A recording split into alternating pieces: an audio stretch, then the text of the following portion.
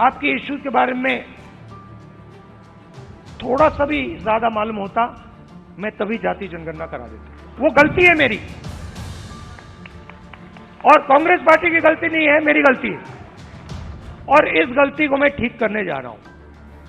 ये बयान है कांग्रेस नेता राहुल गांधी का, एक ऐसी गलती का इकरार जो उनके मुताबिक उन्होंने अपने अब तक के राजनीतिक करियर में की है।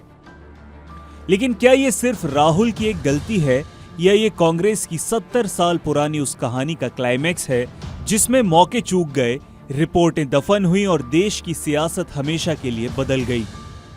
आज हम बात करेंगे उस राजनीतिक भूचाल की जिसका जिक्र राहुल गांधी ने किया है, वो भूचाल जिसका केंद्र है जातिगत जनगणना। राहुल गांधी कह रहे हैं कि वो देश का एक्सरे करना चाहते हैं, लेकिन सवाल ये है कि जब कांग्रेस के पास मौका था तब उसने ये एक्सरे क्यों नहीं किया। चलिए आज इस पूरी कहानी को परत दर परत समझते हैं। सबसे पहले ये समझिए कि राहुल गांधी ने कहा क्या। दिल्ली में ओबीसी समुदाय के एक बड़े कार्यक्रम में उन्होंने साफ साफ कहा कि वो ओबीसी समुदाय के दर्द को पहले उतनी गहराई से नहीं समझ पाए जितनी जरूरत थी। उन्होंने वादा किया कि अब कांग्रेस शासित हर राज्य में जाति जनगणना होगी और आरक्षण पर 50% की सीमा को भी हटाया जाएगा। आबादी का एक्सरे और 50% सीमा खत्म। राहुल का कहना है कि देश की उत्पादक शक्ति यानी ओबीसी जो अपने खून पसीने से देश बनाती है, उसे सत्ता और संसाधनों में हिस्सेदारी नहीं मिलती। वो आरएसएस और बीजेपी को ओबीसी का सबसे बड़ा दुश्मन बता रहे हैं। लेकिन क्या ये लड़ाई इतनी सीधी है? जवाब छिपा है इतिहास के पन्नों में। पहला मौका 1955। देश आजाद ही हुआ था, प्रधानमंत्री थे जवाहरलाल नेहरू। पिछड़े वर्गों की पहचान के लिए 1953 में काका कालेलकर आयोग बना। आयोग ने 1955 में अपनी रिपोर्ट सौंपी। इसमें जाति जनगणना से लेकर शिक्षण संस्थानों में 70% आरक्षण तक की सिफारिशें थीं। लेकिन जानते हैं क्या हुआ? रिपोर्ट पर संसद में कभी बहस ही नहीं हुई, उसे ठंडे बस्ते में डाल दिया गया। ये वो पहला मौका था जो कांग्रेस ने गंवा दिया। दूसरा मौका 1977। जगह थी उत्तर प्रदेश। कांग्रेस के मुख्यमंत्री एनडी तिवारी ने राज्य में 15% ओबीसी कोटे का ऐलान किया। ये एक बड़ा कदम था, लेकिन सियासत देखिए, हफ्ते भर में ही उनकी सरकार बर्खास्त हो गई और केंद्र में आई जनता पार्टी की सरकार। नतीजा यूपी में कोटा लागू तो हुआ, लेकिन उसका क्रेडिट ले गई जनता पार्टी। कांग्रेस के हाथ से एक और मौका फिसल गया। और फिर आया सबसे बड़ा मौका, मंडल 1980। मोरारजी देसाई की सरकार ने बीपी मंडल की अध्यक्षता में दूसरा पिछड़ा वर्ग आयोग बनाया।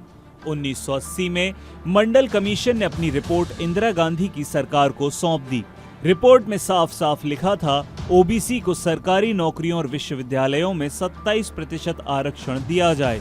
लेकिन अगले 9 सालों तक, पहले इंदिरा गांधी फिर राजीव गांधी, किसी ने भी इस रिपोर्ट को लागू नहीं किया।